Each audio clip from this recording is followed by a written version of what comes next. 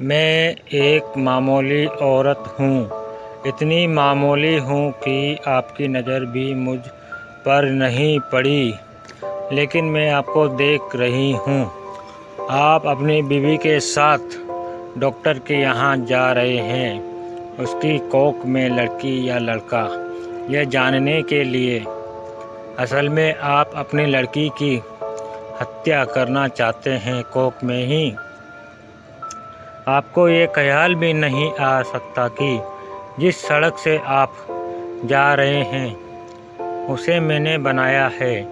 मैंने यहाँ रोड़ियाँ बिछाई और फिर उन्हें दुर्मुठ से कूटा था।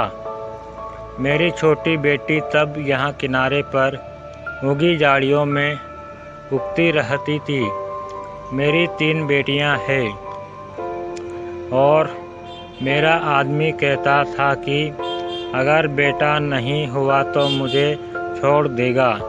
उसने कहने के लिए मुझे छोड़ भी दिया, पर अब भी पका पकाया खाने के लिए जब तब आ जाता है, चिकनी चुपड़ी बातें भी करता है। मैं सब समझती हूँ, फिर सोचती हूँ चलो मेरी बेटियों का बाप है। कमाल है, जिन बेटियों से वह छुट्टी चाहता था उन्हीं बेटियों के नाम की थाली में उसे परोस देती हूँ। वह समझता है बेटियाँ बोझ है। मेरी तीनों बेटियाँ सांवली है, उनकी काली आंखें हैं, बड़ी बड़ी पके जामुनों जैसी, हाथ बड़े फुर्तीले हैं, खूब काम करती है। मेरी ही तरह वे तरह तरह के धंधे पीटेगी।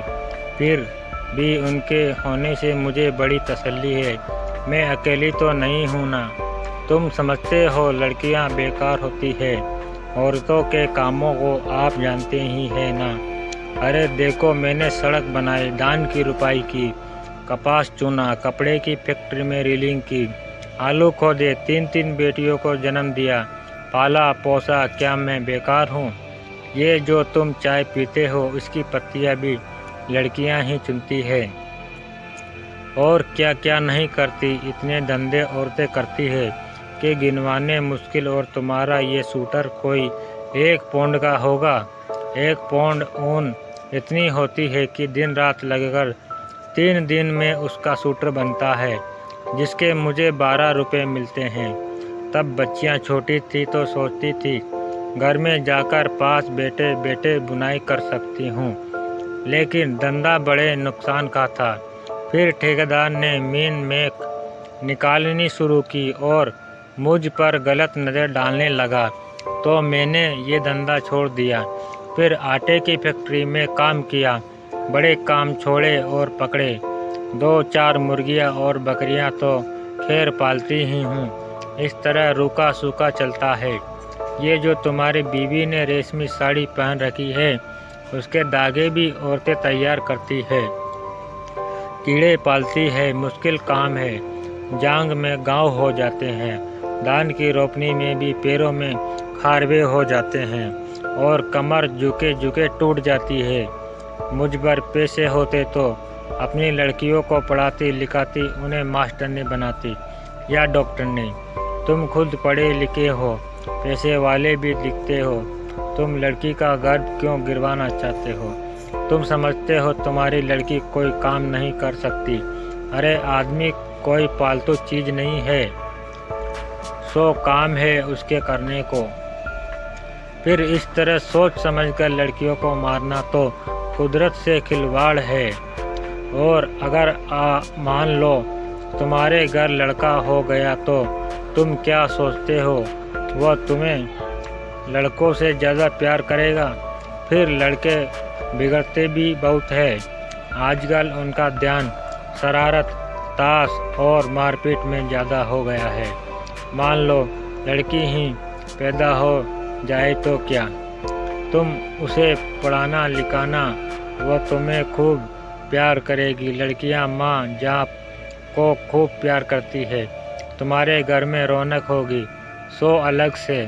तुम सोचते हो दहेज देना पड़ेगा, तो तुम उसे खाने कमाने लायक कर देना। दहेज मांगने वाले से शादी मत करना। हो सकता है आप ही ऐसा लड़का मिल जाए जो बिना दहेज के शादी कर ले। अगर न मिले तो क्या वो कमाएगी, खाएगी और तुम्हारा सहारा बनेगी? हो सकता है वह तुम्हारा नाम रोशन कर दे। तुम्हारे लिए क्या पैसा ही सब कुछ हो गया, या दुनिया का डर अपनी बेटी से भी बड़ा हो गया? आखिर तुम अपनी बेटी को प्यार तो कर ही सकते हो, और बेटी भी तुम्हें प्यार कर सकती है। माँ बाप और बच्चे का इतना रिश्ता बहुत हुआ, इसके लिए तो आदमी जीता है। पैसे को चाहे जितना मानो, पर मोह मोहब्बत फिर भी बड़ी चीज़ है। इसे बनाए रखने में ही खैर है, नहीं दुनिया उजड़ी समझो। दोस्तों, कहानी अच्छी लगी हो तो चैनल को सब्सक्राइब कर लीजिए और एक लाइक कर दीजिए और कमेंट में बताइए कहानी कैसी लगी।